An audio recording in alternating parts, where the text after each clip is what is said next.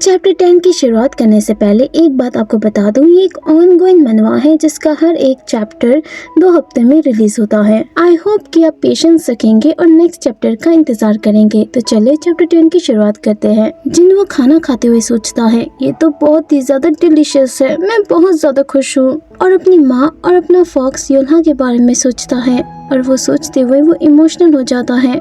उसकी आंखें आंसू से भर आती है और रोते हुए सोचता है, काश सिर्फ मेरी माँ और योल्हा यहाँ बैठ के मेरे साथ खाना खा पाते। मेरा पेट भर गया है लेकिन मैं इस तरह खाना वेस्ट नहीं कर सकता।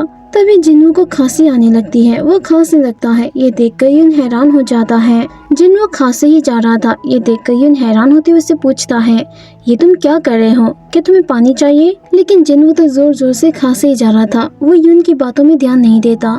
ये देखकर यून को गुस्सा आ जाता है। वो शराब का प्याला उठाता है और खुद पी जाता है और जिन्नू को अपनी ओर खींचते हुए उसे वो शराब अपने मुंह से पिला देता है और उनकी किस हो जाती है।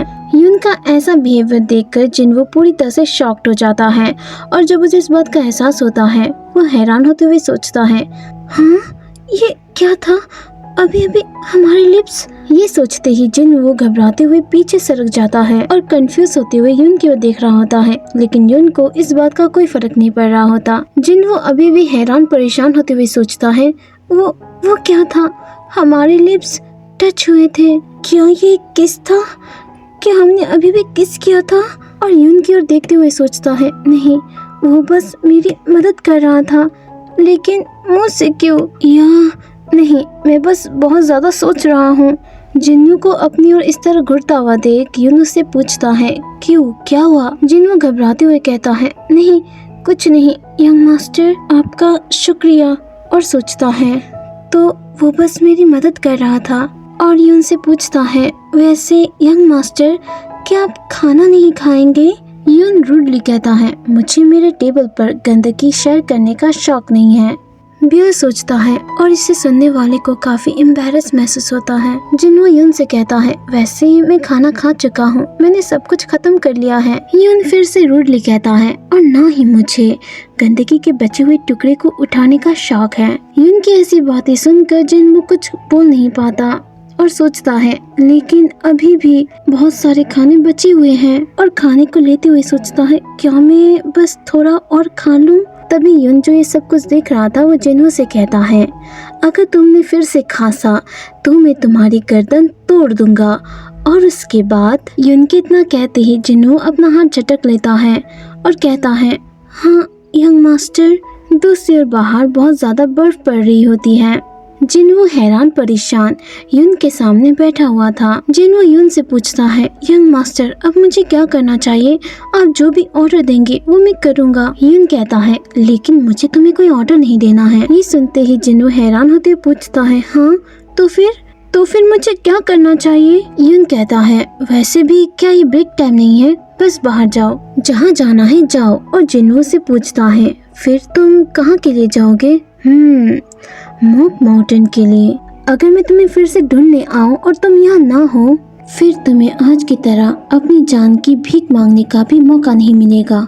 ये सुनते ही जिन्नू बहुत ज्यादा घबरा जाता है और कहता है, हाँ यंग मास्टर। यून उससे फिर से कहता है, अगर तुमने फिर से यहाँ से भागने की कोशिश की तो तुम इमेजिन करो खुद को जिंदा आग में जलता हुआ, ये तुम्हारी मदद करेगा। अगर तुम समझ गए हो तो जा सकते हो। जिन्नू घबराते हुए कहता है, हाँ यंग मास्टर। लेकिन जैसे ही वो उड़ता है, उसका पैर लड़खड़ा जाता है और वो नीचे गिर जाता है।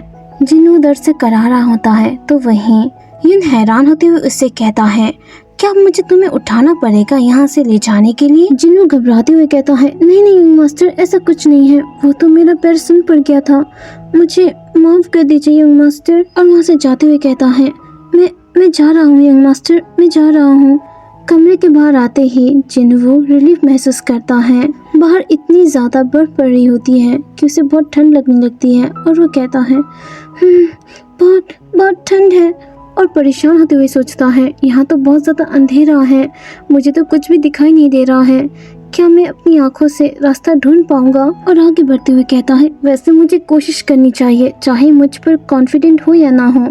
तो वहीं दोस्त यून आराम से कमरे में बैठा हुआ था कि तभी उसकी नजर उसी पिल्लू पर पड़ती है जिस पर थोड़ी देर पहले चिन्वू बैठा हुआ था और बाहर बहुत ही ज्यादा बर्फ पड़ रही होती है। और इसी के साथ चैप्टर 10 का भी एंड हो जाता है। अगर स्टोरी पसंद आए तो वीडियो को लाइक कीजिए, चैनल को सब्सक्राइब कीजिए इसके नेक्स्ट पार्ट को देखने के लिए।